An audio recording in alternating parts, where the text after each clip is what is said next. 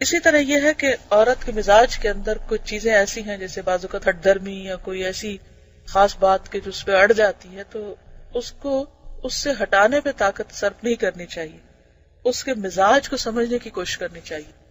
اور چونکہ اللہ نے پیدا کیا اور اللہ نے بتا دیا ہے کہ اس طرح پیدا کیا ہے میں نے اور وہ اسی طرح ہوگی اور تمہارا اس میں امتحان ہے اور تم اس کے ساتھ اچھا سلوک کرو، ضروری نہیں کہ وہ ہر چیز میں تمہاری مرضی اور تمہارے طریقے کے موافق ہو. تو یہ دراصل مردوں کے لیے ایک امتحان ہے اور اس میں عورت کا فائدہ ہے اور اس کو رعایت یہاں دی گئی کہ اس کے اس موڈ اور اس مزاج کی مرد کو رعایت کرنی چاہیے.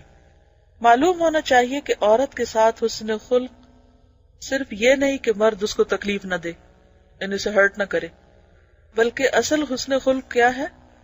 اس کی تکالیف کو برداشت کرے. یہ ہے اعلیٰ درجے کا اخلاق.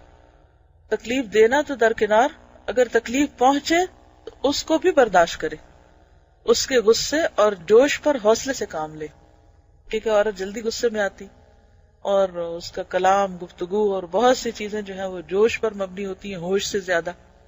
تو ان سب کو برداشت کرنے کے لیے پھر ایک بڑا دل چاہیے ہوتا ہے اور رسول اللہ صلی اللہ علیہ وسلم کی پیروی کرے. صحیحین میں حضرت عمر رضی اللہ تعالیٰ عنہ کی حدیث ہے کہ نبی صلی اللہ علیہ وسلم کی بیویاں آپ سے سوال و جواب کرتی، یعنی انہیں بولنے کی، بات کرنے کی اجازت تھی، کوشچن کرنے کی اجازت تھی، حالانکہ آپ اللہ کے رسول تھے اور آپ جو کچھ پیش کر رہے تھے وہ اپنی طرف سے نہیں تھا، اللہ کی طرف سے تھا. وما ينطق عن الهوى ان هو الا وحی یوحى. لیکن اس کے باوجود آپ کے ازواج مطہرات آپ سے ہر طرح کے سوال کر لیا کرتی، بعض دین کے احکامات کے بارے میں بھی آپ سے حکمت یا وجہ معلوم کرتی، اور کوئی ان میں سے سارا دن آپ سے نہ بولتی، ناراض ہو جاتی. اور یہ حدیث مشہور ہے. تو اس سے کیا پتہ چلتا ہے کہ یہ عورت کے مزاج میں ہے، ناراض ہو جانا، خفا رہنا، اور مرد کو چاہیے کہ اس معاملے میں وہ حوصلے سے کام لے اور اس چیز کو برداشت کرے. چوتھی یہ کہ اس سے ہنسی مذاق کرے. نبی صلی اللہ علیہ وسلم اپنی بیویوں سے ہنسی مذاق کرتے تھے.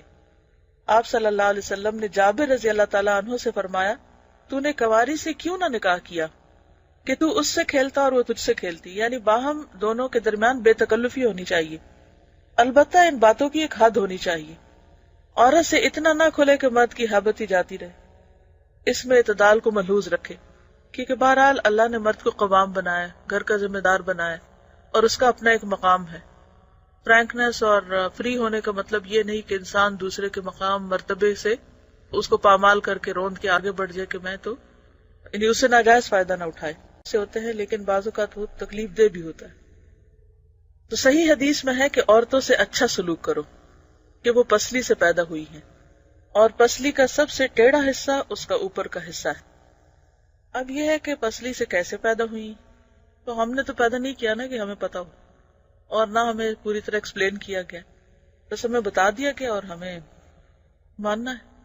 اور بعض اوقات یہ کہ ایک بات کو سمجھانے کے لیے ایک مثال دی جاتی ہے کہ آپ دیکھیں کہ جسم میں باقی ہڈیاں جو ہیں وہ سیدھی ہیں، یعنی عمومی طور پر جیسے ہاتھ کی ہڈیاں ہیں، بازو کی ہیں، ٹانگوں کی ہیں، پاؤں وغیرہ، لیکن اس کے مقابلے میں جو پسلی ہے اس کے اندر ایک کرو ہوتا ہے. تو یہ اسی طرح عورت کا معاملہ بھی. تو کہا کہ اگر تم اس کو سیدھا کرنا چاہو گے تو توڑ دو گے، اور اگر چھوڑ دو گے تو وہ ٹیڑھا ہی رہے گا، کیونکہ پسلی کا حسن ٹیڑھا ہونے میں ہے، اس کا حسن سیدھا ہونے میں نہیں ہے. اب دیکھیے کہ اگر پسلی کی ہڈیاں سیدھی ہو جائیں تو پھر حال کیا ہو، یعنی ان کے ٹیڑھا ہونے میں ہی انسان کے اندر کے تمام اعضاء جو ان پسلیوں کے اندر ہیں، دل ہے یا پھیپھڑے ہیں یا جو کچھ بھی ہے، وہ سب پروٹیکٹڈ ہیں. تو پسلی کے ٹیڑھا ہونے کے اپنے کچھ فائدے ہیں. تو اگر کوئی شخص پسلی کو سیدھا کرنے پہ لگ جائے گا تو اس کو فائدہ کوئی نہیں.